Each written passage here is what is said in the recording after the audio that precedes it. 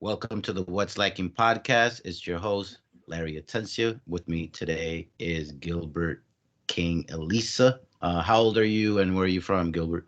Old enough to be your grandfather. I'm 44 years old, I believe. What's the other question you had? Where are you from? I am from Washington Heights, New York City, North Manhattan, Uptown, not the We Bronx, Uptown. Fort Uptown, but not the George, Bronx. Say that again. yeah, Fort George, overlooking the Hudson River, and Fort Lee, New Jersey, on the other side of the George Washington Bridge. Okay. What do you do for a living? For a living, I wear a few hats. My most prominent one is IT. My other hat is photography, and I also started doing YouTube and a few other things. Used to be a teacher too. Okay. I didn't know about the YouTube part. We work together, so I know you do a tremendous job at our school with IT and troubleshooting, etc. I know you're also a photographer. I've seen your work outside of your door. Amazing. I didn't know you had a YouTube channel. You want to plug that or tell, Sure. tell us a little bit more about your channels and then the name, and I'll include it on the show notes. You could just look up my name, Gilbert King Elisa, but the name, the full title of the show is Life Examined, and then followed by Gilbert King Elisa. Life examined.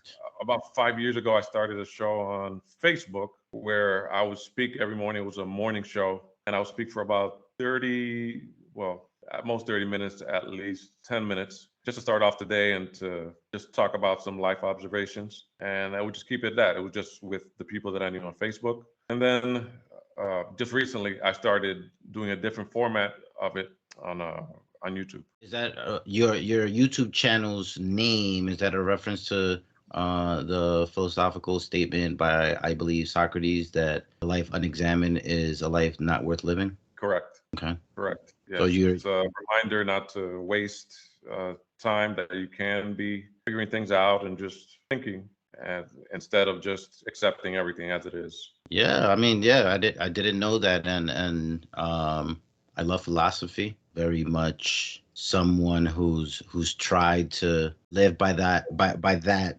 motto, and so it's interesting to hear that that's something that you also celebrate and try to live, because I think I'm similar. Are you married? No, I've never been married. I don't have children, and that's why it's so quiet in here. That was my next question, but you're like, you know what? Let me just get that out of the way before you ask it, Larry. I Okay, have been proposed to twice in my life, and I just was not ready for it. okay. And one time, a woman that I was visiting here from India, she actually brought me a wedding gown and a whole bunch of other gifts. So I received the male version of a dowry, but she was very, what is this word? Cooperative. And in that, but it just didn't amount to much. She was just here for a short while, and it was too short of a time to get to know anyone. Okay, so proposed to twice, and you just never were ready, or you're just philosophically and in principle against the idea of marriage or and having children. No, not against any of those, Larry. I just just wasn't the time. You, and when you think about having children, you also want to make sure that biggest decisions you can make is the mother you choose for those children. And just as the most important decision she can make is choosing a father for those children. And probably at times I wasn't the right person to take on the responsibility of fatherhood. And with a combination of finding somebody that can match up with what I was looking for. What was your relationship like with your parents growing up? Awful. Hate them both. No, I didn't grow up with my father. I met my father a total of 5 times in my life. I don't hate him because I don't know him, but I empathize with him because it's a man that I met for the first time, I believe, when I was 5. And since then, I met him 5 times. 2016 was the last time I heard from him over the phone. And he passed away a few months after that. I found out through the grapevine. And as far as with my mother, I believe she was my hero growing up. Is the first, in a way, like in a lot of communities where the mother is at the center of everything. She grows up in a way being God figure, and you listen to what she says. I think she was very smart in the time when she was growing up, She grew up in Cuba, Havana, Cuba, and she came here when she was in her mid-20s, and shortly after she had my brother and I. So she did a lot of things in a very short time, and she lived a lot of life.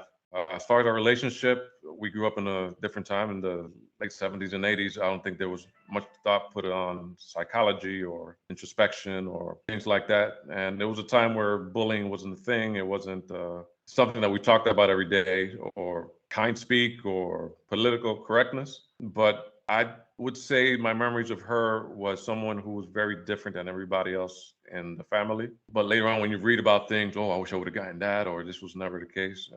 As a child, that didn't. I got used to listening. That's when I became a good listener. I would listen to what everyone was saying, just like you do.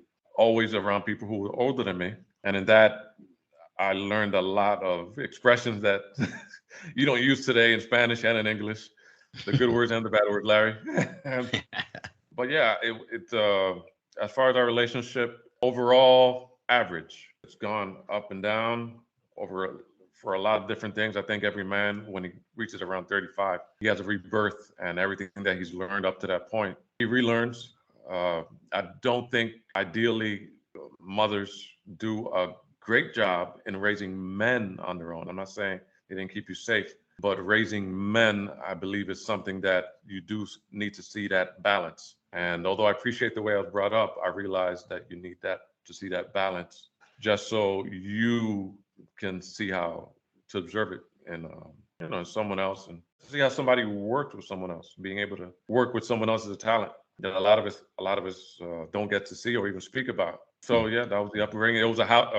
I'm sorry, I'm going on a tangent. Like, Please. um, in the house that we grew up in, there was about five people, and it was my mother, there was my grandmother, there was my grandfather, there was my brother, and there was me. So in the living room, there was a small cot where I would bring out from my grandmother's room. It was one bedroom apartment, and I would sleep on that cot. And my brother would sleep in the sofa over here. My mother would sleep in the sofa over there, because the neighborhood in the 80s in Washington Heights was very rough. Drug dealers everywhere. It was a very violent time. There's an article written by a woman called, I believe, Diane, something about the cocaine wars in the area in Washington Heights. And I lived during that time. So the only time we would only be alone with my mother, my brother and I, would be on the weekends, every other weekend, because she would work on the weekend. But on the weekend that we get to spend time with my mother, we would go to our house, which was about 2 blocks away from my grandmother's house. So it was always a full house. And that influence of grandma, grandpa, dinner together, praying together, kiss on the cheek, Spanish speaking households with Mm-hmm. everybody, even when you're leaving, it's la cola de Yeah. los besos. That's And then you leave. disrespectful if you don't give older people a kiss on the cheek to say hello and to say goodbye. Yes, Mm-hmm. yes, So it was yeah. expected. It was expected, you know, and that was it. Every other weekend at my mother's house, and then on Sunday night, come back to my grandmother's house. She would take us to school in the mornings, bring us back, and you learn a lot about family dynamics, because you realize your mother was learning at the same time Yeah. how to be a mother, as we were trying to figure out how to be her sons. Mm-hmm. And sometimes parents are not matched up exactly with their children the way they need to be. We have different DNAs. As much as I might look like her, I look exactly like my mother, except she doesn't have a beard. But she, maybe she shaves this. I don't I mean, know. some women grow a little bit of facial hair as they get older. Yeah. So it's not If she's completely gonna out of watch the this, realm of possibility. yeah. But it's we have different DNA, and as a kid, you just know how to be quiet. Going to school where there was fights every day. My first day in school, I remember having fights with three guys. I remember getting in trouble for fighting those three guys, but I also remember going home and not telling anybody anything, and facing it until you win the fights, and then you no longer have to go through that. But during that time, it was fight every day. There was no principal's office. Talk with everybody about it. It was a So different time. so you didn't grow up with your father, and you had mentioned that although your mother did a great job, and you appreciate how she raised you, it seems to me that to you, looking back, there might have been a lack of masculine energy or presence in order to be the yang to your mother's yin. And a lot of the narrative around that situation in neighborhoods is that because of that big lack of masculine energy or of a father figure. Boys gravitating towards older, younger men who are in the streets, doing, selling drugs and just doing what young men tend to do, which is, just run amok, be violent, etc. So it seems to me that you never sort of went that route. What allowed you to not go that route, or you just temperamentally just never even considered it? Or tell me more a little bit about how you navigated that very liminal stage that men have between boyhood and manhood, where we're trying to discover ourselves, where we're trying to gain acceptance, where we're trying to emulate the masculine ideals and models that we see. I would look at my grandfather as the first role model for what a male is supposed to be, but I also know he was very docile. And he never lived down I guess, the scarlet letter of, I guess, before we were born, he used to drink a lot. So I remember they always say, oh, he drinks a lot. He used to drink a lot. Era un borracho. He never lived that down. And at the time, I remember, well, I never had that experience. All I know is this man who, when you go to his room, he's listening to jazz music and had the Village People LP and all kinds of music, even though he didn't speak a word of English. But he could appreciate a side of life that perhaps the other people around him didn't. I also know that he was a great artist, and I had no idea that he could draw even when he was losing his vision. He could draw a portrait exactly how it was in the magazine. As far as how we were able to navigate from that, I mean, my grandfather didn't teach me how to fight, even though he said he used to box when he was young. I know him from coming home, and he was there in La Butaca. He was just sitting there, but he was at peace. Yeah. Now, the socialization that I would get at home would be pretty much, you know what? This is who he is. We're never going to let him live it down that he was a drunk, but he's still living here. It's almost like he gets to die twice. Brad gets to die because now you're looking at him this way. And then when he actually dies, I look at him as somebody who didn't mind holding your hand to walk you to school, even when you thought you were already too grown and men shouldn't be holding hands. I look at him as somebody who, when he kissed you, he grabbed your face and he was very sincere with it. Keep a kiss on the cheek, men and women. I'm talking about the little boys and the women, all the kissing right on the cheek. As far as the thugs, a lot of them were criminals in the area. In Washington Heights, New York, in the 80s and the early 90s, every weekend you see a mural of the latest drug dealer they killed done on the wall with flowers all over the place. Most of the classmates that I went to school with, I knew to be dead, be in the game, be in jail. By the time I got to high school, I had a classmate who was missing an eye. I had another classmate who hung himself at George Washington High School from the bell tower. And if you Google it now, there's no record of it. It's almost like that period when the Dominicans were first coming to Washington Heights. It just went, a wave of them just came and left, and it's almost like it just erased from time. What you see now is the remnants from the time where they were selling drugs, and they did a lot of things that were not legal to get ahead. And then they started getting taxi places, Yeah. livery cab, Livery gypsy cab. cab. Yeah. Uh-huh. Then the barbershops, and now where their younger generations don't have to do that. So a lot of them died because of it. And navigating your way to school was rough, but you knew that most of them just stayed in this corner. If you go this way, you weren't going to see any. If you're going to go this way, you're not going to see any of them. But you also learn how to fight. You learn to confront things. There's no growth without resistance. And coming home, I didn't tell you anything to my mother. Those are experiences as a boy you grow up with and you keep inside, you internalize. And you think it's normal growing up in New York until you go to half an hour outside of New York and you realize that's not normal. Oh, you can leave your bike on the floor. I had my skates taken the first day they were bought. Just from leaving them outside. And, if your mother doesn't have money, you're not going to get skates until maybe a few years later. Yeah. I had my dyno bike stolen. I hated that. You understand? And I think we could transition to the next question with this. Were you the type of boy who was already introspective and was trying to sort of look at life in a way that perhaps the majority of other boys in your neighborhood weren't, and that's the reason why perhaps you didn't gravitate towards that sort of lifestyle? Yeah, a very good question. I'm glad you asked it. This is a very smart person right here. No. You're a very smart person. Right. Please there. continue.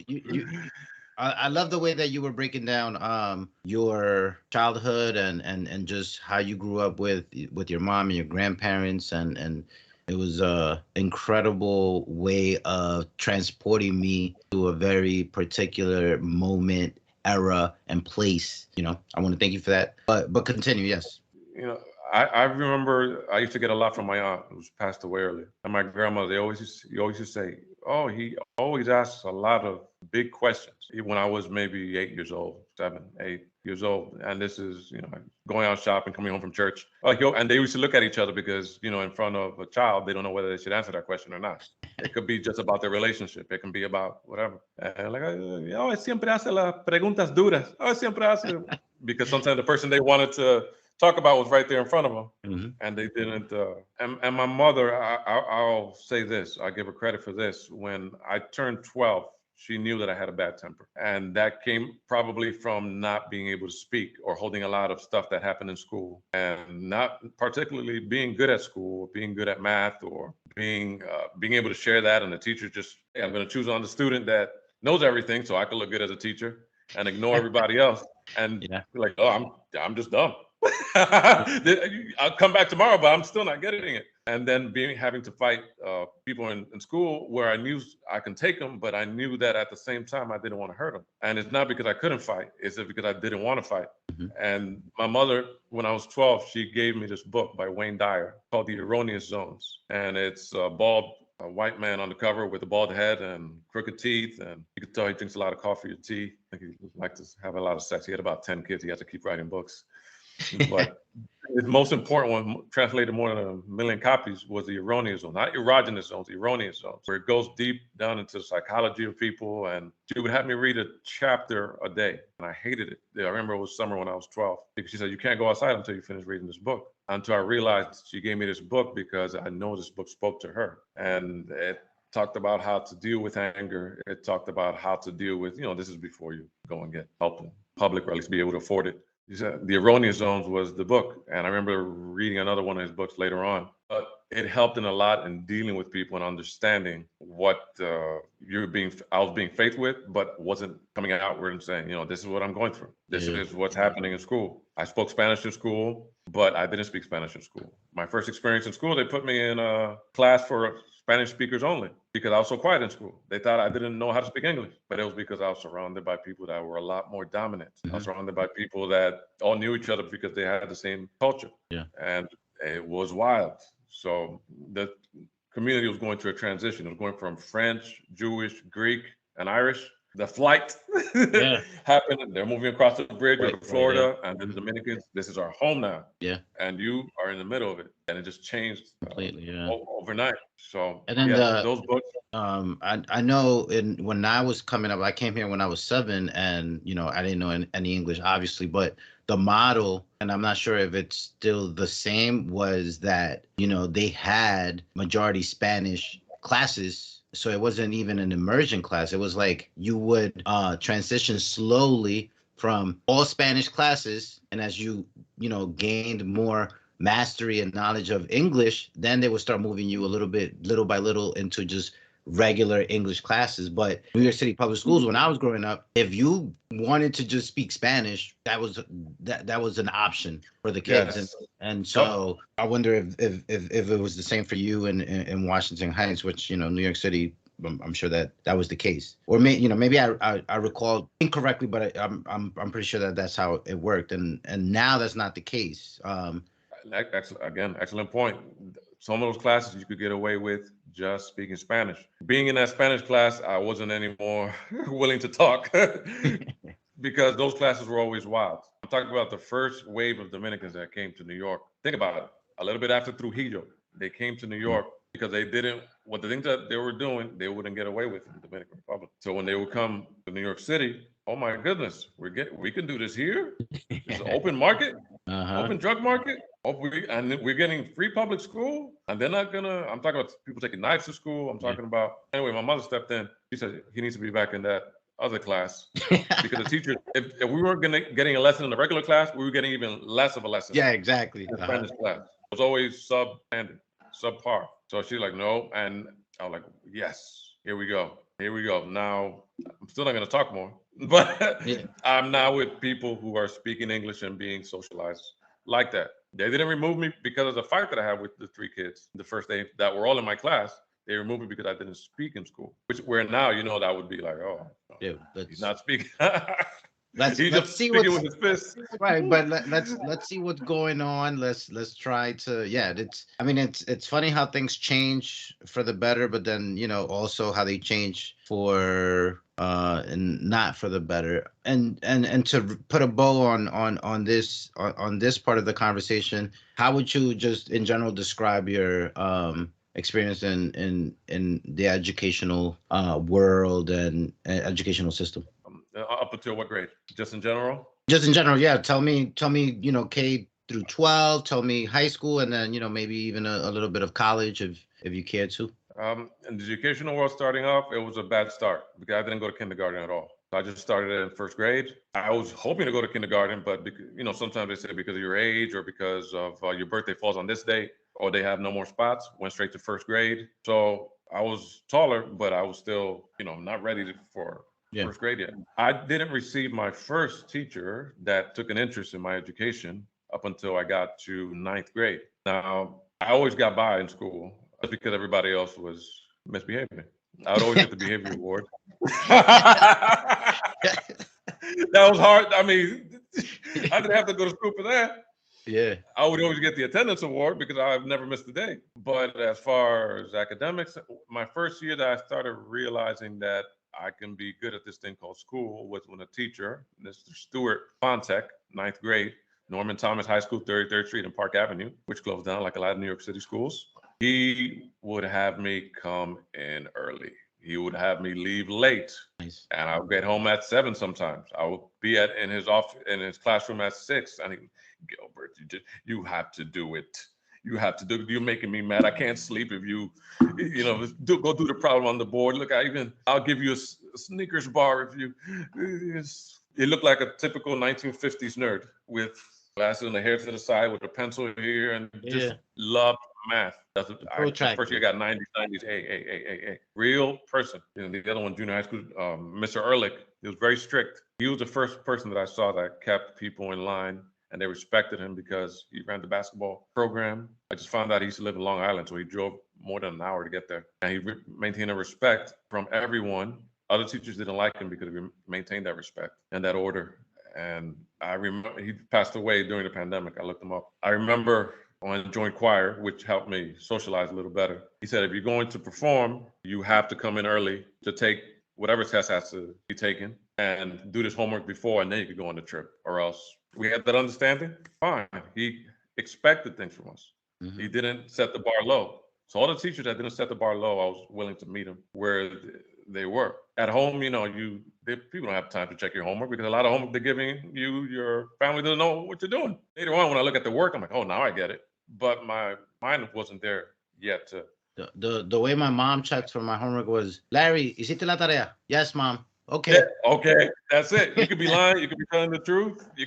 Most of the time I was lying. Yeah. I mean, as I got older, but yeah, younger, I did do it. But yeah, that's how they check. They, like they can't read it. They can't read it. Word problems are gonna. Yeah. It's English, so yeah. But continue. My bad. No, that's fine. We're sharing. I wanted to get to a high school where I didn't have the same environment that I had growing up because the neighborhood schools, elementary was bad. I would hope the people that I'm having problems with don't follow me to junior high school, but they do. And all the black kids who were in that school were all in special ed. They didn't bother anybody. They came in a little bus. They had a room in the back of the school where you would never know what's going on with them. Everyone else in the school was Dominican. He had a few Mexicans, maybe a small population. But by the time I got to high school, I said, I want a new experience. That's why I went to Norman Thomas High School, business school. I was accepted to 3 schools. I took the one that I thought looked coolest, not because they had the best program. Norman Thomas had escalators. So I said, I like this. That's the one with 10 floors, right? With 10 floors, you know it. Yeah. I had a friend who went there. I was like, what? 10, right, what? Yeah, right there. And my school was small. The high school I went to was small. I said the high school I went to was small, but when he told me it was like 10 floors, I was like, all right, that's big. Yeah, 3 trains to get there early every day. But that's But when I went to college, SUNY or Westbury, by the time I got there in Long Island, I just wanted to experience something different. I said, let me experience the suburbs for a while. I can't say that I necessarily enjoyed school. I transferred to the City College of New York after a semester and a half. My good friend in the school, Phil Lamute, he committed suicide when he was maybe, I'm going to say 20, 21, 22. So that kind of put a height to my college experience. Like it reached the crescendo, and then I needed a break. He wasn't very good with women, and for a lot of young boys, if they're not good with women, and or you want what you want, and you're not getting attention because you're not cool enough. He was loud. We knew him as Loud Ass Phil, but he liked Japanese women. Japanese women weren't looking at Phil. I remember sticking up for him, going to a dorm where I had to confront two guys who had taken money from him, and they refused to give it back to him. And I just said, Phil, let's give it back. And I mean, let's go back. I got you. I got money. You get it other way. But sometimes he was a little too nice for the people that he wanted to be cool with. Yeah, exactly. Yeah. And the people he wanted to be cool with, they just wanted him because he grew up in Long Island. He had a little bit of money. Yeah. He had all the video game systems in the dorm. So they would just come, borrow stuff, get his food, when it came to hanging out, invited him to parties or anything like that. Nope, on your own. Yeah. We're just using him. And he tried to commit suicide freshman year when he finally succeeded on fall break, and after everybody had left campus. So that I needed a break. I took a few years off of school. I said, I just want to work. I just want to make money. I want to be away from school. When I came back, I said, well, there's a part of my personality that I haven't explored yet. I signed up for the City College of New York. And of course, you leave school, your parents are like, oh, pero qué va a ser? You're going to be poor. You're going to be, people, when they leave school, they never go back. I said, no, I just need a break. I've been fighting in school all my life. I just don't want to see any book. I want to study what I want to study instead of for the test.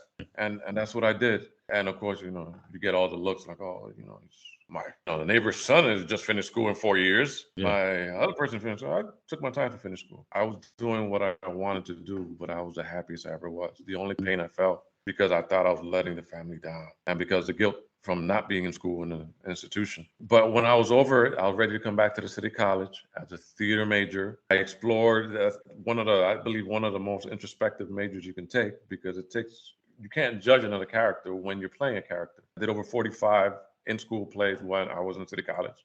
And it opened me up to the world of just being yourself. Just, it's okay to be this and be that. The first time that I had a experience with homosexuals, because, growing up in Washington Heights, homosexuals were whistled at and cursed, and, you don't want to be next to them. But I realized that, well, a lot of the people that make these great works, without even asking their persuasion, you could tell they're probably homosexuals, and not because they were homosexuals.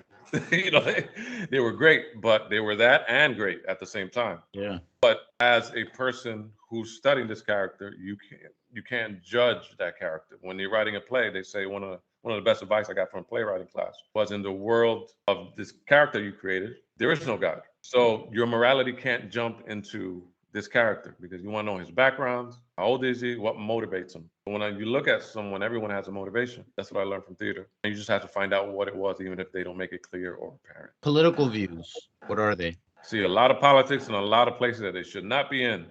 And that's my view. Yeah. That's what I see. And I think this is I grew up in the 80s. There was no such thing as political correctness. You can make fun of blacks, gays, homosexuals, Chinese. They had this ad for his rice company and said, have you ever seen a fat Chinese? Buy our brand. Or something like that. You couldn't go. Wait, actually, we shouldn't be laughing. Sorry. Oh, sorry. No, yeah. That was a joke. Continue. Yeah. I'm so, I think if you can't talk about something in an honest way, or you can't talk about the stereotype that it's already there, then you can't ever fight something that you may want to fight or you may not want to fight. In the 80s, everything wasn't an issue. And I'm not saying I want to go back. I think people are really doing their best to progress. But just because the wheel of my car is bad, I don't throw away the whole car. I think where we are now is, well, they have a wrong word in this book. Let's throw the whole book out. Oh, this math was bad. I'm going to throw this whole system out. And we do the same thing with people, right? This person is not as cool as I thought, so I'm going to throw this whole person out. But this woman has a bigger behind. Let me throw the one I have out. So I think we sell each other short when we do that. And political correctness is something that is marketable. I don't expect it not to do what it's supposed to do. It makes money. So if you are in right now, as far as political views, if you talk about If you're a Republican, you have to love hunting. You have to be for closed borders and hate socialism. If you're a liberal, you have to accept every change that comes sexually in society. You have to stand for every causes and for countries and for money that's being raised for causes that you don't even know where it's going. So if you're smart, I believe, especially if you have a history of being a political, you stay independent and say, who is going to do the best for my interests, whatever your interests are, whatever it is. Because if someone knows they already have your vote, well, I'm just going to vote blue because, whatever you do, vote blue. That's a slogan for the left. Or, oh, just vote red. Then they already know you have your vote. They don't have to fight for you. It's like a woman, if she knows that you're always going to be there, she's going to have to try harder. And just like she knows you're always going to be there, you don't have to try any harder. See what they are going to do for you. And many times it's just rhetoric. But if you cancel somebody, you get the displeasure of never getting to hear them speak. So whether that's the most awful person in history or the kindest person in history, because you're going to realize pretty much in a way they might be the same. And what you think is good might be something that this person thinks is bad. But I don't want to stop you from talking because you like something that I don't like. So with that comes fear. And if everybody is scared, we don't make good decisions. If I know that I'm up to my last paycheck and I'm being evicted, I'm just going to get a place that might have roaches and rats and whatever, because I'm not making if I know my time for having babies is going to run out, I'm going to pick whatever guy, even if he's not the best for me, and have babies with him. And he might not be ready to have a father. I'm being pressured. But anything I think you do because of obligations, whether it's a picket sign or a sticker or a bumper sticker, you're not going to make your best decision. You're going to ignore, and you're going to miss out on a lot of great artists, a lot of great comedy, a lot of great works of literature, a lot of geniuses, a lot of podcasts like this one that you're on, that you created with your own sweat and tears and your will. On a Friday night, you could be in the bar drinking right now, right? Yeah, I stopped drinking. When you were talking about your grandfather never living down that he drank a lot is something that I think it's important in my life as well, because I was a heavy drinker and a sloppy drinker, and I'm not ashamed of my past, but it's something that I know now, looking back, that I had to gain control over. And I like how you said that, sometimes there's this sort of spiritual death that occurs when people don't allow you to grow and to move past the sort of narrative that they have created about who you are and who you were. And so it made me reflect upon this particular moment in my life where I've given up drinking, and it's not anything that I did super consciously, because I think I had some sort of massive problem with it. But looking back, it was definitely something that was detracting from my ability to discover myself and be the best possible version of myself. Definitely not trying to do the drinking on a Friday. I said all that to say that. Do you miss it? Sometimes, yeah. Sometimes, not as much as I did when I first stopped, and not as much as I thought I would when I was in the midst of my enjoyment of drinking and clubbing and the music, and not the women. I won't say the women, but a little bit of that. Yeah. So yeah, I mean, because it's all a suite of things that come together. It's not just the drinking. It's the drinking and the music and the songs and the sort of like social lubricant that allows you to become this person that perhaps in your everyday life you aren't, but that comes out when you have these drinks in you, and you like that person because that person gets called. That person gets told that they're so funny. That person gets told that, oh, you dance so well. You're so, you just become a lot more charismatic and charming because you let your guard down. And it's just finding that balance between the euphoria at the beginning and then the sort of depressing sort of after, right? Because it's always a peak, and then you always come down a little bit lower. So I do miss it, but not enough to go back. And I'm also not in my 20s, right? So I don't even think I would have the capacity to. Well, I mean, the fact that you were able to stop, I think it says a lot. You didn't have to stop. So there's something inside of you that said, all right, well, give credit where credit is due. That is what I say.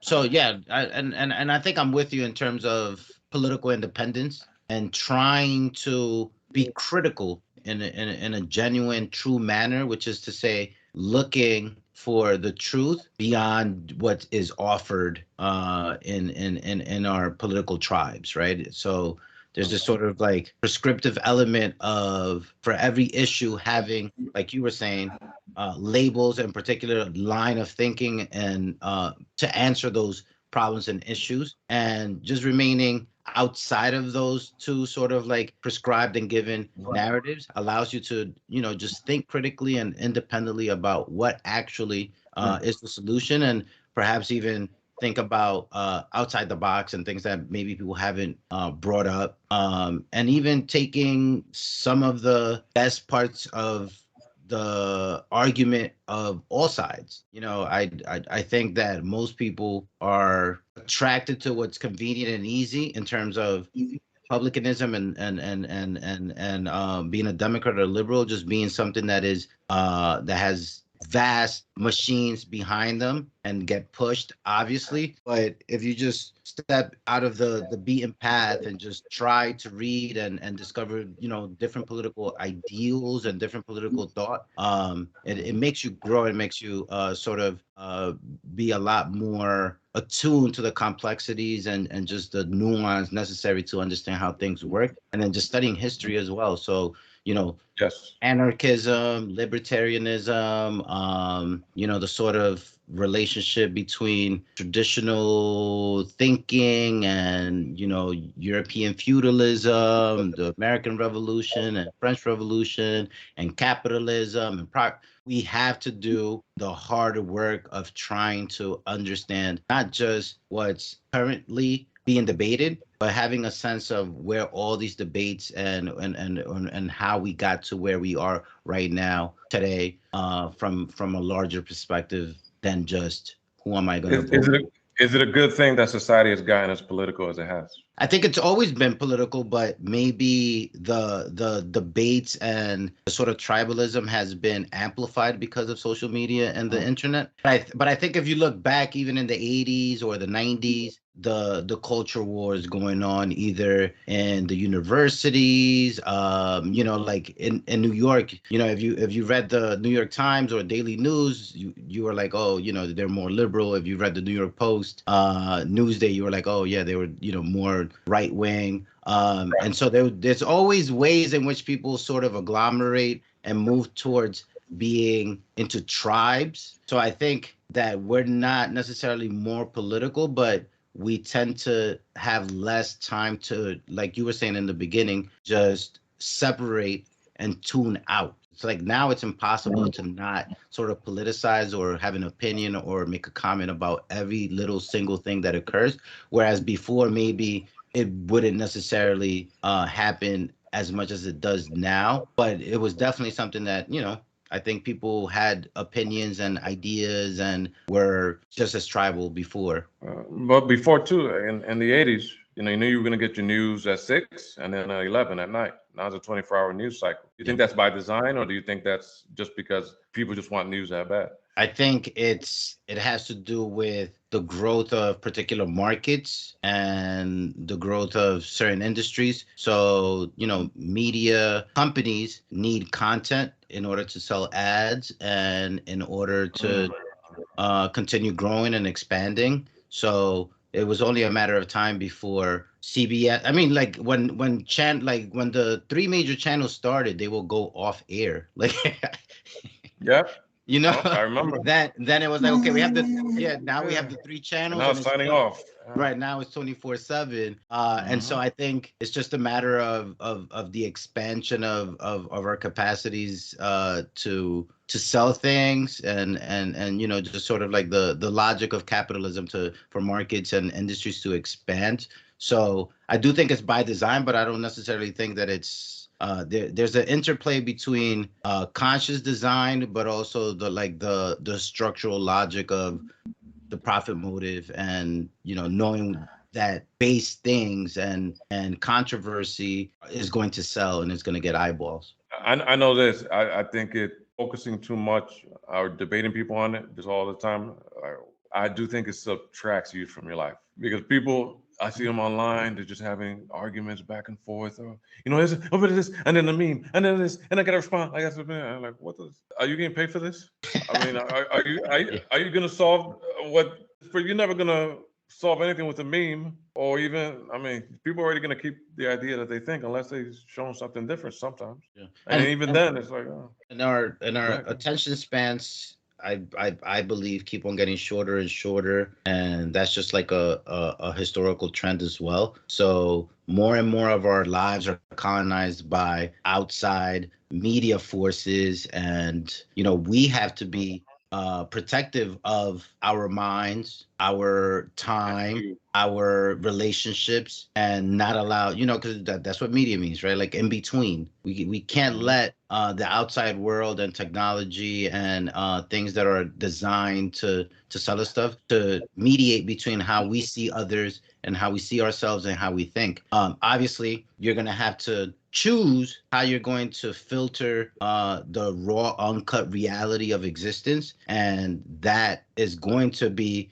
by necessity things that have been created by other humans that are cultural creations, but learning to choose the best of the possible and the best of the best in terms of cultural political thought is where we need to sort of emphasize and put our energy into, right? So like what do I choose to consume that's going to allow me to become a better person? What am I going to consume that is going to edify and help me become the best version of myself? And I know that Instagram, TikTok, CNN, Fox News, they're not going to do that for me. It's literally not going to happen. And I think the best way to approach life is to pick up books, find those authors, find those people who are so obsessive and curious about particular ideas and about the truth that you could imbibe and consume from them that same passion and obsession, because it's pure. It's not trying to sell you anything. It's not trying to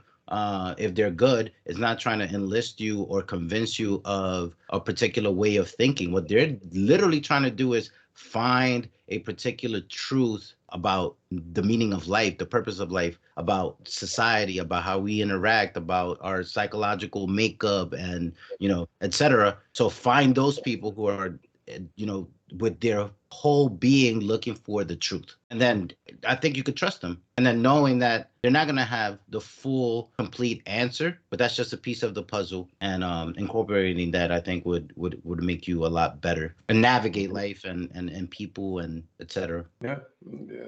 And with the and going back to books, what's the first thing that I removed from a lot of places? Books. When I took some time off, I said I only want to take classes that interest me. I took a media class, and one thing that they said was that about the 24-hour news cycle, how it was coming and it was just beginning to start up. That was late '90s, and how before, when CBS started, the radio and all that, yeah, there was a definite time, cutoff time, and look at the way how we interact right now. It's very brief. So, okay, or when people talk to you, many times they look like they're reading a headline, but not the full article. Oh, did you hear that? There's the headline. Okay, what did they say? It's the facts. Oh, I don't know. I just read that they said that the Earth was going to blow up tomorrow, and Yeah. that's as far as we get into a surface. Like we it's you it's you meant. it's convenient and easy for us to follow and do what we're told, because then we don't have to take responsibility for our own selves and our own thoughts and our own vocabulary and ourselves, because taking responsibility of all those things is exhausting. Hmm. Takes a lot of energy. It takes a lot of strength that a lot of us don't have, and to be honest, sometimes we can't have it because of all of the strictures and demands of post-industrial late capitalist society. Like we work a lot, we are exhausted. There's constant a constant barrage of the 24-hour news cycle, or texting, or emails, scheduling, and getting gas, and then I have to go to the supermarket, and I can't forget to make pay the bills, and I have to make sure that we are bombarded with, from many many different places, with just sensory and energetic overload, and it's hard to handle. And unless you want to do the harder Correct. work of trying to strengthen yourself internally to be able to withstand that, and you're just Hmm. going to look for the shortcut. But starting in the 80s, right? That was the first generation. I think they were stuck to the television. And you grew up on television because the parents weren't home. They had to work. Your salary no longer was able to cover the costs of a lot of things for a lot of families. So it's funny because my friends a lot of times say, how do you remember all that stuff from TV from way back in the day? That, or either commercial jingles or Sears Yeah. song that can make you nostalgic, or the toy that this Christmas that you wanted and got. But a lot of times you look at it and like, all right, wow, there. Another word that came out during the media class was programming. Hmm. So this program has been made with whatever, but you realize the main word is they're trying to, whoever they are, right? Because we never get to see the person behind Yeah. the Wizard of Oz. You're programming you, but programming you to do what? Because could you imagine growing up as a girl in this society right now, and you have to compete with beauty standards that you're looking at on your phone? Every girl wants a big behind right now. They want makeup. I haven't seen pores since 1985 because everything's contoured. Yeah. And if you're a guy, you know what? You're going to be valued for a lot of times because of all the money that Shoes, you the have, your watch, the shoes. car. Back then it was a chain, now it's the cars, and Mhm. so they're programming us to do what? I'm talking about the media with the people Mhm. who are paying for advertisement, right? There To couldn't consume. have been no, like you said, there was no media without, unless people 30-second spot for the Super Bowl, you're gonna pay how many millions of dollars? Because people are watching because it works. They said McDonald's spent something like $3 million on advertising a day. If it doesn't work, why do it? They know it works. Now, how do you deprogram? We live in a capitalist society, right? I love it. You make money. Everybody makes money. But what Mhm. are you never taught? The rules of capitalism, right? They have actual rules to this where it doesn't revolve around morality. I don't care if this person can afford it. I don't care if this and this and this and this. The rules of morality, sometimes they bring it up in movies. I'm a Mhm. big film watcher because I think sometimes they'll give you some lessons that you're supposed to hear, but they can't tell you clearly, Yeah. or else they'll probably get canceled. But notice the best movies, they usually have a scene where they tell you, you know what's the difference between the hand, fingers, and a thumb? The thumb is not a finger, it's a digit. And the reason that this hand, when it goes like this, keeps everything together, but until you put that ineffective, you can't use it. That's what makes them different as mammals, kind of thing. So Opposable the truth thumbs. is, like, opposable thumbs, hidden in plain sight. But are we going to look for it? Some of us will. Some of us won't. Are we too deep into it? What do you think, Larry? I feel like you're interviewing me now. Oh no! This is all I about mean, you. I don't mind talking. I don't mind talking. No, no, no. But no, I could go on talking about. You asked me if I we hate we talking about myself. we always I, have these no, deep but conversations. yeah. But yeah, I mean, I think I want to go back to what you said, which is separating the public aspect of life, the social aspect of life, and how we in that arena debate, converse, negotiate, compromise, like the marketplace of ideas, but also the market of things, exchange, knowing that that realm is necessary for a fulfilled progressive life, but then also knowing that the private realm is sacred and precious, and having that yin and that yang, and having that sort of contrast between the profane everyday material existence of the marketplace of public political arena, and then the private spiritual family realm that is sacred, and that we shouldn't tarnish with all the things of the public realm. And so trying to maintain separate those two things, I think, goes a long way in keeping one's sanity, and being able to navigate the sort of craziness that started in the industrial revolution up until now, right? So because now everything is all melded into one big machine of just attention. Look at me. I'm gonna put my whole life on the internet. I'm gonna entertain. We're looking at ourselves as like creators whose life is for the acceptance and for the consumption of others, as opposed to like my private world, my private life, my life with Paula, my daughter, my life with you as a friend, is completely different than what I have to, talk about at work, or talk about in terms of politics and voting, and how to organize society, etc. So I think for me, that's where I've gotten a lot of peace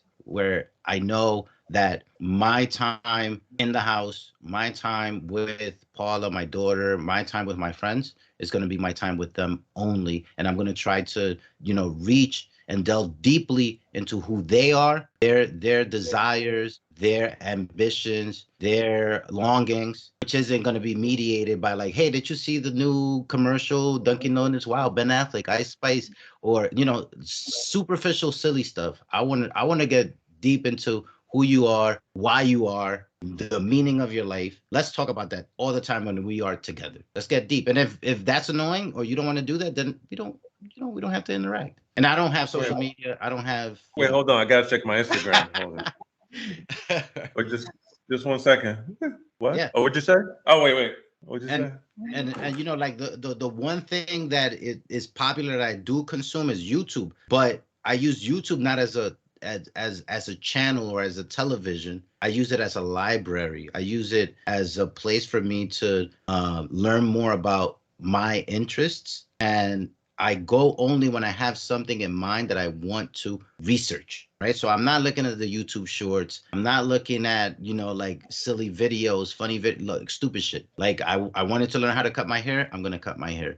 I want to learn how to like change the oil in my car, I'm going to learn how to do that. I want to learn how to, change the battery in my watch or whatever. It's a library that you could use as a tool to better yourself if you're smart and don't get caught up in all the other things where they're trying to just colonize your attention so that they could just sell you stuff, right? But if you're just very intentional with how you use it, it could be great. Same thing with books. Like books are just the concentration of decades of obsession and thinking through of ideas given to us. I mean, think of just the beauty of that and the power of that. Someone decided, the good books, right? Someone decided that there was a particular element of truth that they wanted to pursue, and they spent 5, 10 years trying to tell you in the best possible manner what that is. And I think that's beautiful. I think we need to pursue that. We need books. We need the things that take a lot of labor of love, that take a lot of blood, sweat, and tears to create, I'll,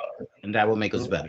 I'll say this. I think if your mind wasn't as powerful as it was, there wouldn't be such a concentrated effort in distracting it. Everywhere you look, stimulation, stimulation, stimulation, stimulation. Turn on Instagram, big behind, big chest, fake this, fake that. And they know these basic things Yeah. can easily take your attention away. But you look at books, whether it's great works, great sculptures from way back in the day, you look at it and you say, wow, this can only be made in a time of no distraction, of peace. I like to every Saturday morning, just if I don't go to eat by myself, just take time to recenter, recharge. And even people are like, oh, let me do this. Let's go here. Let's go there. It's like, no, I have to. Mhm. I have to because, like you said, you go to work, you go to these places, you expect it a lot of different things. If you don't do it, you need, especially as creatives, as yourself, there has to be a space where you can go create. But to do that, you need a space where you can recharge, and usually out of nature, usually away from a lot of the modernity that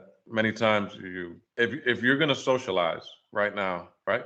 And anti-social media forums, right? They call it social media, but I call it anti-social media Yeah. because you get off on likes, right? Uh-huh. So if someone doesn't like you, then I had a woman that I used to know. She used to always worry about how many likes she got on her posts. And in her own life, no friends. She got on TikTok. Oh my God, just for being silly, I get 6,000 likes and shares. So if that's what you need, I haven't been, for what I do in photography, it requires constant posting on social media sites, but I realize I need to take a break from that. And since I've done it, I've heard a lot from people who would never have contacted me if I was still posting all the time, but people who look but never reach out Mhm. for whatever reason. And you could create whatever world you want online. Even if online in your person you're cowardly, online you're brave, you're strong, you're rich. But what you don't see when this person being vulnerable, this person has an argument with their parent, where the parent looks at them or the people next to them saying, you ain't good enough. You can't, I don't think you can make it. I don't want you to go further than where I put you. And your friends might not want you to go further. And you're constantly competing with someone else because they think you have the life. You realize just by the celebrities I don't want to ruin your cast, who've deleted themselves. No, you could say the That word. I don't want your channel to get a strike. Trust me. Trust me. Yeah. Okay. They don't play. Even if you mention that country with the word R, you won't get any views. If you say, all right, well, I want their life, but you see, You had Whitney Houston, right? You had DMX, ODB, Michael Jackson. The one industry they don't talk about, right? You Prince. can self-medicate, or you can realize, you know what? I have money, but I still don't find my place here. Hmm. And we don't usually talk about this because the only emotion that a lot of us are willing to deal with is happiness. And if we don't have happy, we don't talk about anything that's in between. Hmm. And I mean, think about it. The people who are around you most of the time that only can deal with the happy emotion when you're going through something, they can't talk to you. They can't help. They'll say, oh, well, I guess call me back when you feel better. That's what I'm saying. For that person, I'm sure if a lot of those guys who are in jail, or if you speak to them, or the people who have snapped and deleted a loved one, they say, all right, why have you, if you had to do it again, why would you? They don't know. But if you go back to them, a lot of it comes back from childhood, and a Hmm. lot of it comes back with the way they were brought up. Okay, how come this woman who is so beautiful, she can't go out unless she takes 5 hours because she has to put on extensions and fake eyelashes and make it? Why didn't she see that before? Oh, because you thought she felt this way because you saw her beautiful, but she doesn't feel this way about herself. That's where we are. And it's messed up that we can only address happy things or things that are polished, because Hmm. most of life is not. And you know it yourself. You lived in a few places and you realize I have to make my way in these places, and I have to probably, and this by this time, many of us do. You feel like you lived a few lifetimes already, a few stages, Hmm. and then you get here. I'm like, well, how did I get here? I know luck had a lot to do with it, but a lot of it is something internal. It's looking out for you, or puts you where you need to be. Someone can look at this podcast in a week or two and decide, I don't like what those guys said. Let's remove them. That's not. They shouldn't have the right to work. And imagine that. The person doesn't have a right to make money because of a disagreement. That's where we are. The question that, like a lot of the books that you mentioned, a lot of the classics, they never thought their books were going to be canceled because they didn't write it for that reason. They did it to move society forward. So, but when everything becomes politicized, then that's when you have to worry the most, because now you say you're worried about racism, but you don't. You're worried about the business of racism. Say you're worried about anti-Semitism. No, you're worried about the business of anti-Semitism. There's money in all of it. You say, oh, we don't care about fat shaming or bullying, because no, you want to be able to sell those orange stickers. You want to be able to sell these programs to stop it. But in reality, you just realize after the Industrial Revolution and after modernity, we never sat and realized when things get easier, we don't need that many people. What are we going to do with all these people that need to eat? And they keep being born. We need to find a place to put them. And so we got to create jobs that a lot of times are not jobs. The business of race, I don't know what that is. Okay, we're going to work on equity. Okay, I'm going to force someone to feel a certain way that maybe they weren't even thinking about. When I met you, I didn't see, well, that's Black Larry right there.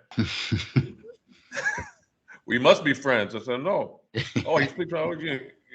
This is a man. We met each other. We met each other with respect. And we began talking. The rest is history. But they want people to break down in groups. Program into, Tribalism. okay, let's go over here. Let's go over there. Oh, he said this. Oh, I can't talk to him anymore. Book about reading books. Well, I only like looking at movies. Well, he has a family. Okay, I don't. All right, let me Okay. just stay separate. What happens when we talk? We find out information.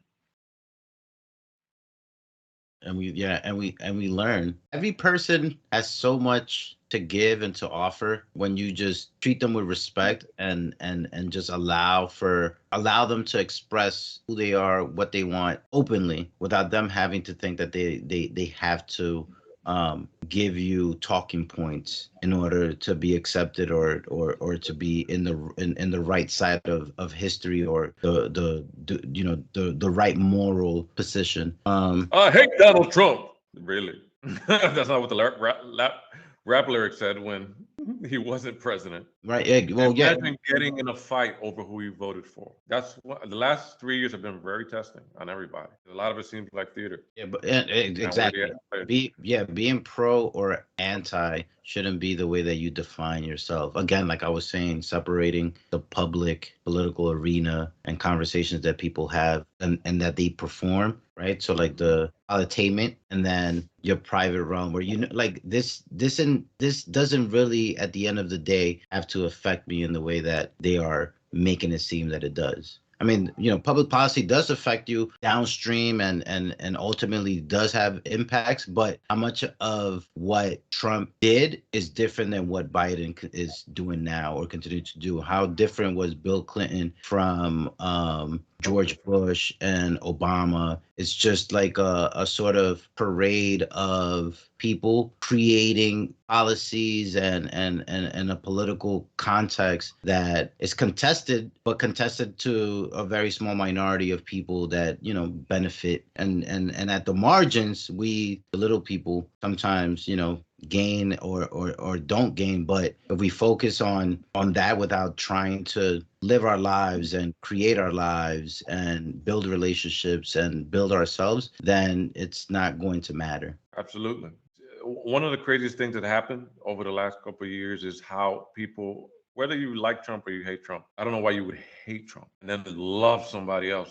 Okay, this guy is bad, but this guy is great. The fact that people felt so good about getting you to hate someone else, another human being, when everybody's against something, that's when I look at, I'm like, well, when do they usually push something that's good for you? Now, we all know that you're drinking water, water's good for you. When has someone said, oh, drink water? No, you know it's good for you. But they say drink flavored water because it's a brand. So it gets you to thinking, all right, well, Yeah. Trump is a person that a lot of people love. Trump is a person that a lot of people, maybe if you were doing business against him back in the 80s, you didn't like. But the things that you were saying that were bothering you about this man when he was president, it wasn't an issue when you were looking up to him. So that's where Yeah. the disingenuous oh, I can't talk to you anymore. I can't. Oh. When I was watching that, I knew people who Control, I yeah. can't. But They stopped talking to family members. yeah, I want to support something that you said, which is like in hip hop in the 80s, 90s, like Trump used to get name dropped all the time as this sort of like epitome of Figure to be. You want to success. attempt to Yeah. be like him. One of my favorite videos was the On Our Own by Bobby Brown, and he's coming out of a building and he looks up at Bobby True. Brown dancing on his building. But now, if you want to,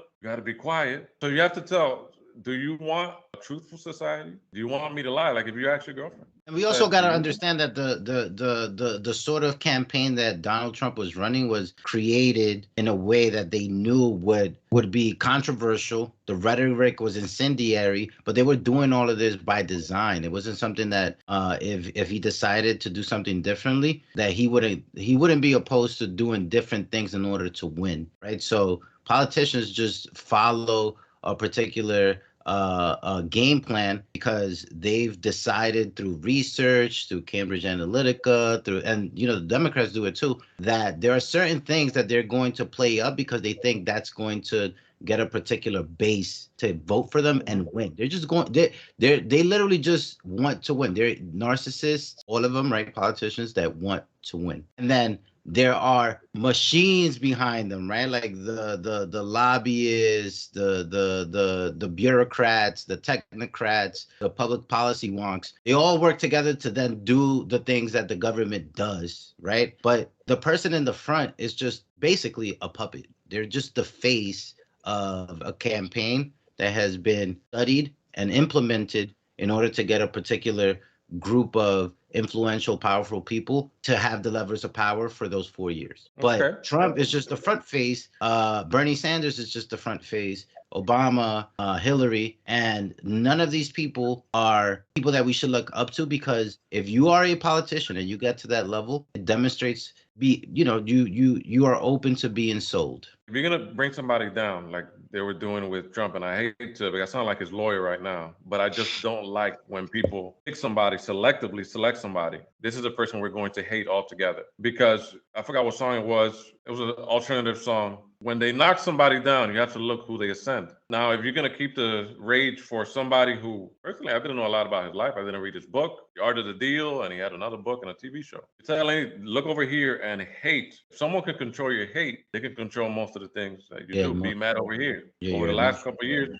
snap, be mad over here. Jump over here. Oh, because you look like this, you got to jump. Be angry over here. Oh, somebody got angry and shot somebody who looks like you, be mad over here. But they never question. Next generation is being sold for rap lyrics, destructive lyrics, drug lyrics, promiscuous, provocative dancing. And that's never said, you know what, we should hate that with the same kind of vigor, with the same kind of rancor that they do for a politician, a man who's 70 something years old. If anything, I think more young people should run for office, because we know how to talk about it, but we don't put ourselves out there because we don't think we'll get anywhere, because it's all BS. I mean, even if they give you just a free parking spot, being mayor of Philadelphia, not fix anything.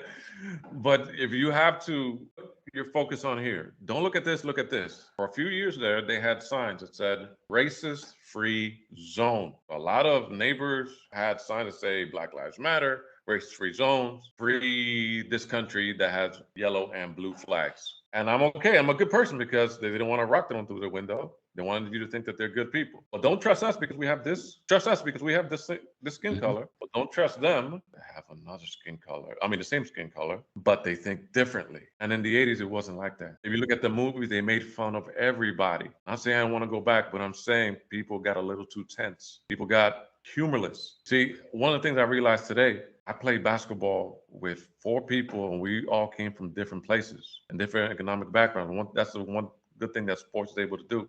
It takes people who don't necessarily share a background and put them together. We're going to fight this thing called inequality. You have to be able to play with that person and then realize, you know how many people went to university and like, yeah, I'm playing football with who? This guy who looks like this, I'm playing football with him. Then you realize, wow, we got a lot in common. Hey, he's all right. And when you're in the battle, even if you fight, by the time that fight is over, we're friends. And you have to think about, why don't people want us to be friends? Even if you share the same color, why? But this is not bad. Who's this Sexy Red, right? Sexy Red is a new female rapper that Ice Spice just leaked the SEX tape on Instagram yesterday. And that's what the kids are seeing. We had to, in the 80s, we had to wait until midnight to see that. And then we didn't even see anything. We just scrambled on the TV. You have to go like this. You have to go like this to see it, or get the decoder that nobody owned to unscramble certain pay-per-view channels, watch wrestling events and things like that. But you take away this and you replace with what you want to see. So now when you approach somebody in the street, you approach them how you expect they should act instead of them as an individual. I'm sure people, how many times don't you step into a taxi or an Uber? Rap station, black guy, rap station, even if it's 4 a.m. They don't ever say, you know what, have you read this book? You can program somebody out of success. Yeah, and it seems like what you're saying is we've made a lot of shibboleths, like signals and symbols of membership into a particular tribe or group. And if you don't give us that sign, we're gonna completely ignore you and think of you as an enemy, instead of allowing every single individual the opportunity to prove themselves as someone that could be trusted or someone that you could just have a conversation with, even if ultimately you are completely different. Even if they are a Republican from Tennessee, you should have the fortitude in your own commitments and principles and ideas to allow them the platform and the ability to express themselves, and not even perhaps even have a conversation about politics. It could just be like, hey, man, what do you enjoy? Like, where are you from? Like, what's your life like? What was your childhood like? How have you grown as a person? How have you grown as a woman? What have been some changes? Why do you still believe in this particular person or in this particular thing? And then go to sleep peacefully, knowing that that's okay. People are going to be different. I don't have to try to impose what I think is correct thought. What you believe in, yes. You ever look at the C-SPAN when they take votes? All the Republicans vote one way, and all the Republicans vote the other. Like, what is that? Yeah. In an honest place, there'll be some place in the middle. Next question. Are you religious? Religious in the things that are important for me to keep my life going. My experience with religion started from when I was small. They take you to church. And that's basic question. I mean, basic answer a lot of people give. When I was small, I was raised this, I was raised that. And I just knew the idea of God, and I was following what my parents or my mother and the people living in the household believed, which was always in church. We had Bibles everywhere. We had fans, abanicos everywhere from church, and the hymnals, tambourines that we weren't allowed to play because they were only supposed to make the Lord's music. But you have an idea of it, you don't know what it is, so you give it an idea, you give it a voice, you give it, God to me means this, God to me sounds like this, and it means that. You're able to close your eyes, you're able to pray. And my earliest experience with prayer, I think there was a girl who I liked in first grade class. I think it was please like me back. Yes. When I come home today to my grandmother's house and in her bedroom, I want for her to be there. And what we would have done, we would have played cards with Alf cards, and we would have had bubble gum and that kind of thing. But in first grade, what do you want? But and when I got home, I really thought she was going to be there. But I realized God is not a magician. It's not for you to do parlor tricks and all kinds of, hey, look, I'm God. Regardless of what you heard in Jesus Christ Superstar the musical. that's what, you think of some kind of magician, or, you see your parents, ay Dios, ay Dios, ay Dios, Dios lo bendiga, God bless you, man. And then you start going to church, which is another whole experience, right? You go to church, and then you realize, well, these people profess to follow this, but they don't exactly act it out when you're here. So I realized you don't need church to have God in your life. And there was a time where I said, like, I don't believe in any of this. I would have debates similar to this one in college on our Friday nights about religion. This guy I used to call the evangelist, and I was fighting the other side. And he was telling me, no, I don't.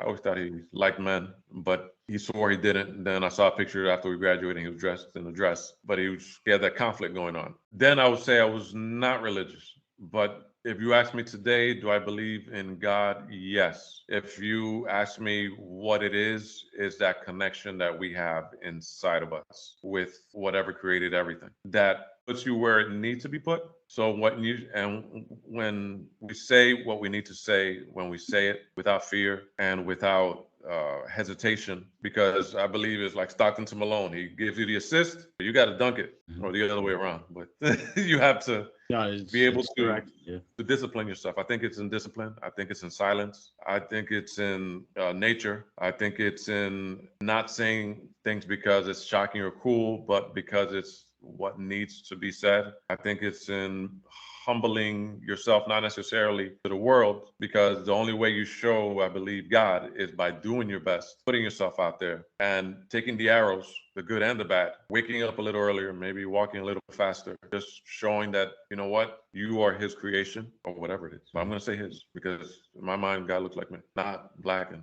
tall with a beard, but, gender-wise. Yeah.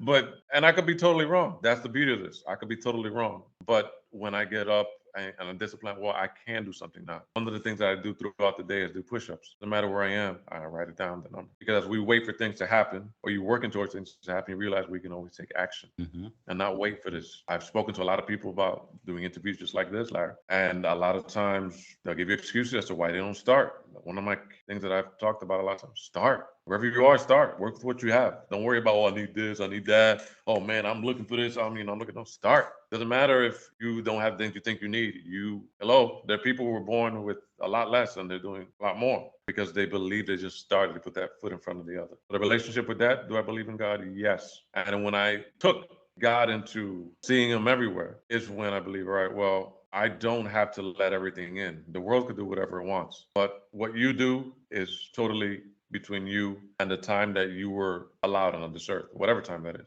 Are you doing anything towards self-improvement? Yes, the push-ups have been a big change. I gave myself a couple of months ago 1,000 push-up challenge because I thought that's probably the hardest thing I could do in a day, and it took me 8 hours. And I broke them down into sets of 20, and at first 40, then 30, then 25. And by the time I finished, I couldn't feel my arms, but I was just at maybe 11 every time because I just couldn't feel anything. But I even did an extra one and I uploaded it. And of course, what do people say when you're over there? Oh, he didn't go all the way down to the floor.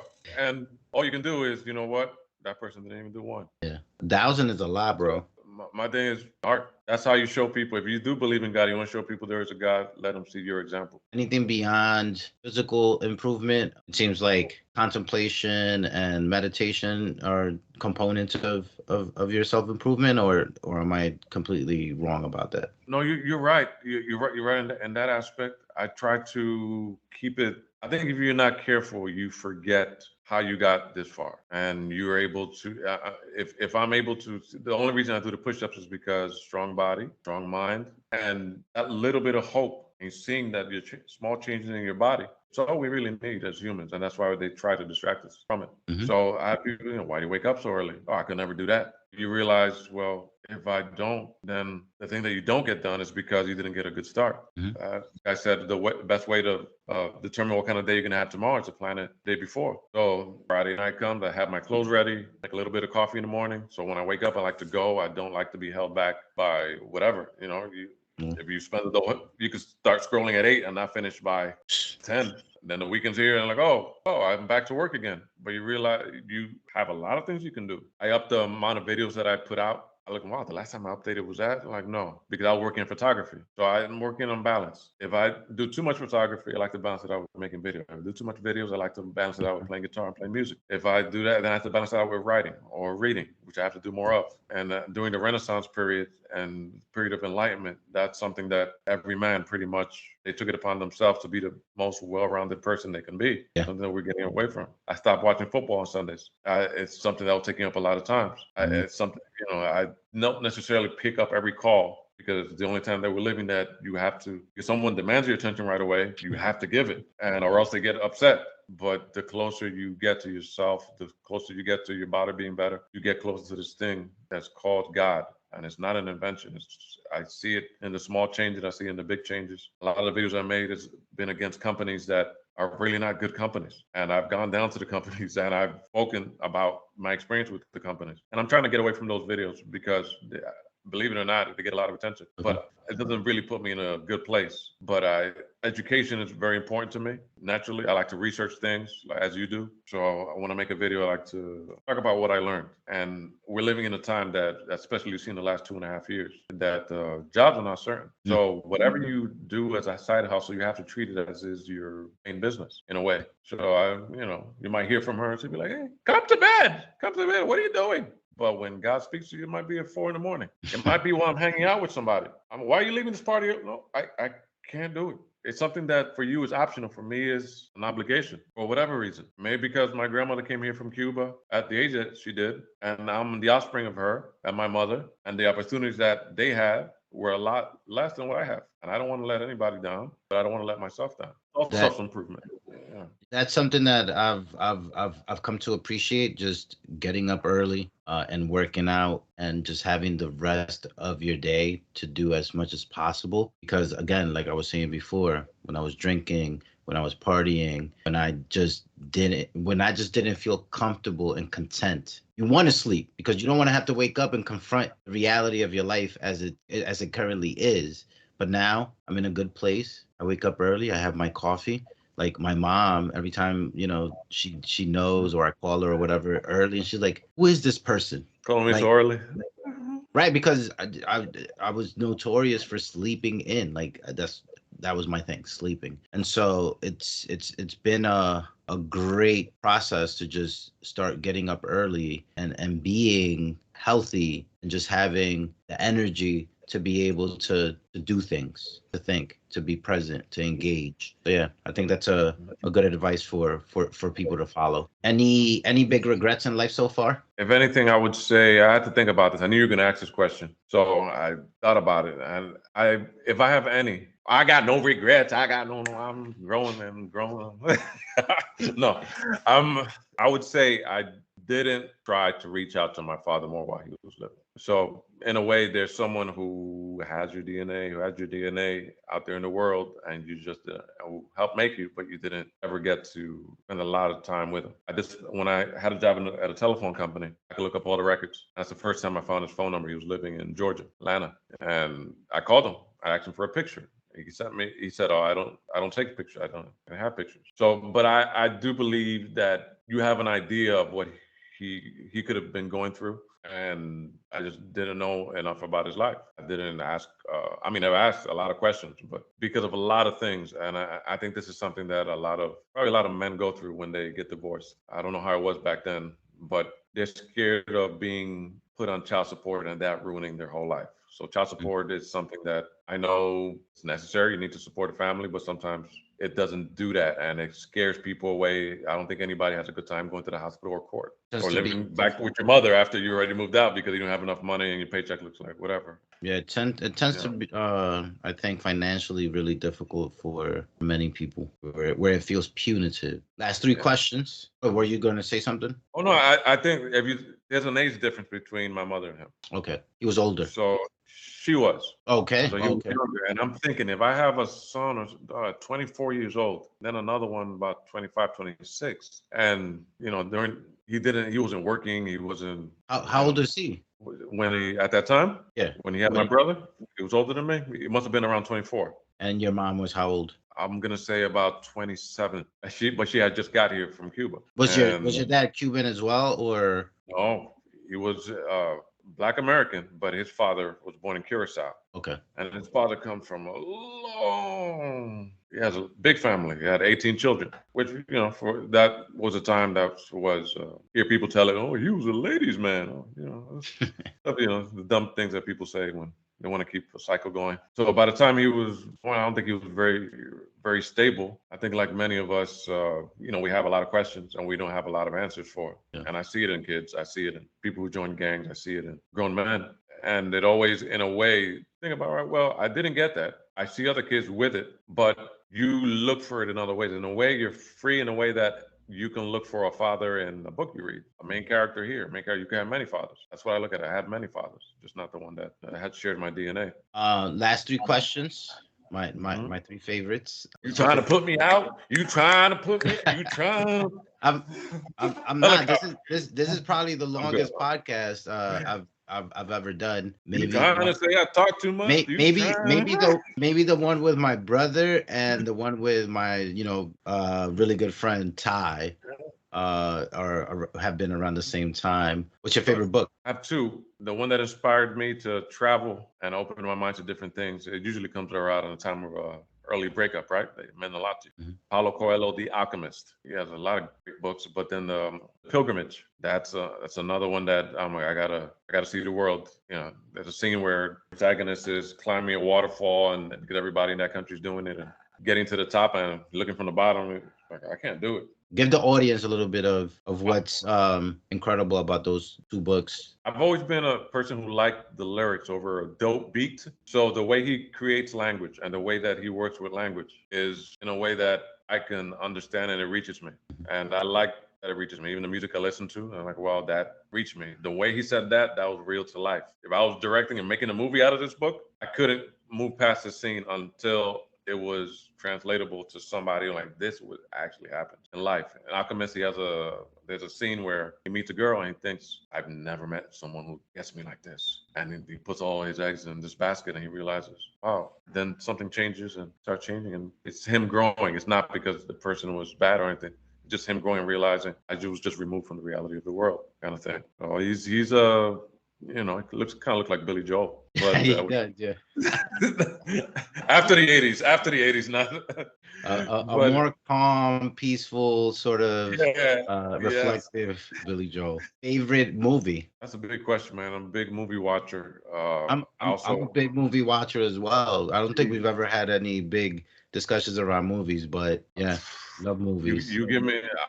Clint Eastwood got me through a lot of things. I'm very partial to a lot of his, not necessarily the ones that everybody like, the Good, the Bad, and the Ugly trilogy, spaghetti westerns, but there's a movie called High Plains Drifter. It talks about courage, and it talks about how, sometimes you have to be reborn to get your point across. And people, have you been here before, kind of thing? And so it's a good movie for that. Out of Africa, another great one, especially if you value independence and that relationship between Robert Redford and the main character. And I went to Kenya also. That takes place in Kenya. The relationship where he says, you have no idea what those words mean to me. When she's like, I could never make you mine. Why is your freedom more important than mine? He's like, you don't have no idea what those words do to me. And when he said he's going to leave, and she's like, I won't be here when you get back. I won't have it. I won't allow it, she says. Saw the movies, saw the other day. Current favorite is Rumblefish with Mickey Rourke. Amazing actor, messed up his face. Black and White, which took place in the 80s, and man, he gave the performance of his life.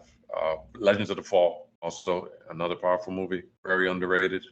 If there's a perfect movie, I think it's probably that. Which one? Say it again. Legends of the Fall. What year? Perfect time of year to watch it. Perfect time of year to watch it. And who should have won an Oscar? What actors and what year did this come out? Anthony Hopkins is in it from Silence of the Lambs, and also Brad Pitt. If any movie should have won an Oscar for it, probably should have been that one. Legends of the Fall.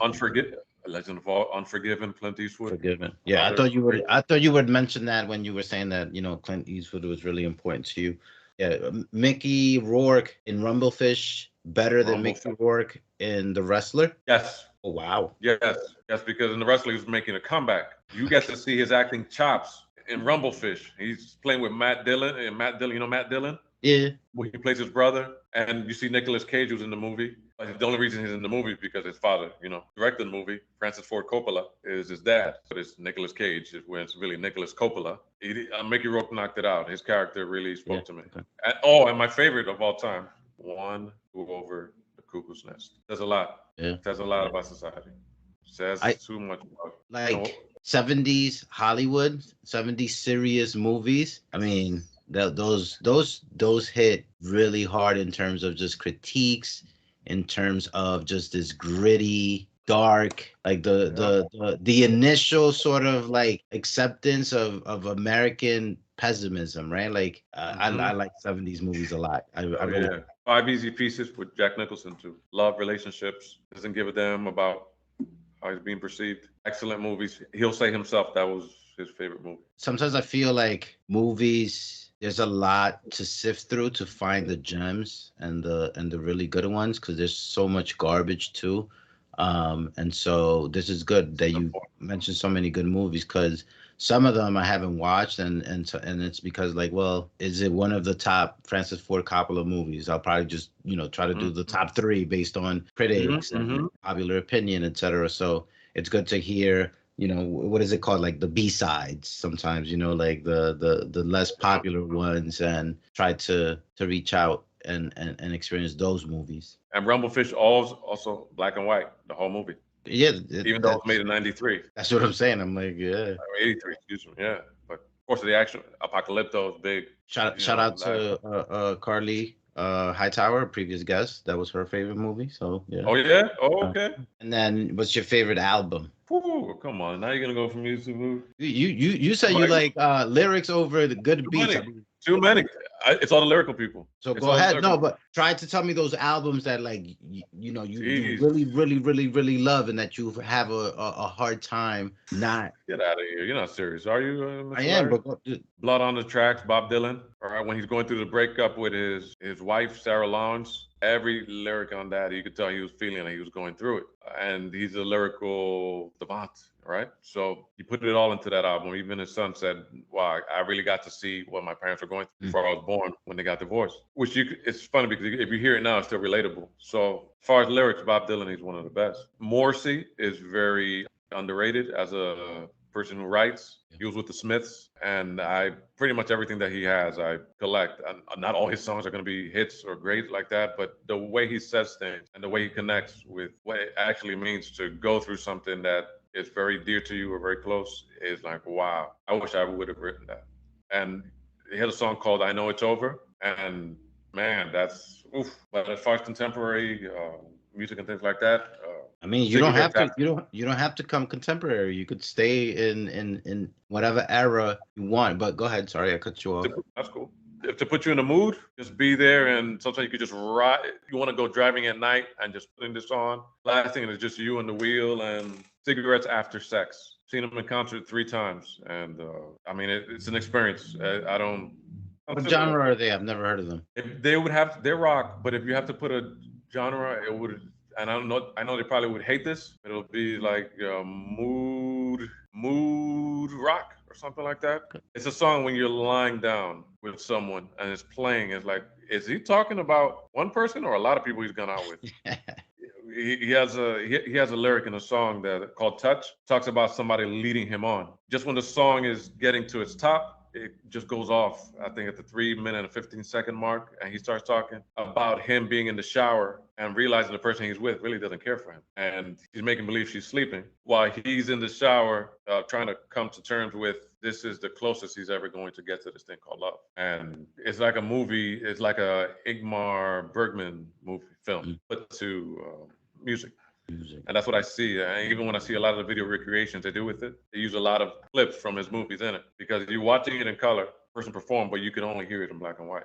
Do you have any Spotify playlists? I actually have never made a Spotify playlist. Or do you have any like online? Do you have any like online playlists that you have? Like I have this really good friend too. His name is David, and had always had this conversation about getting me into quote unquote white music, because I don't. I know. No, I'm being serious. I only know Latin music. You into that corny right? What?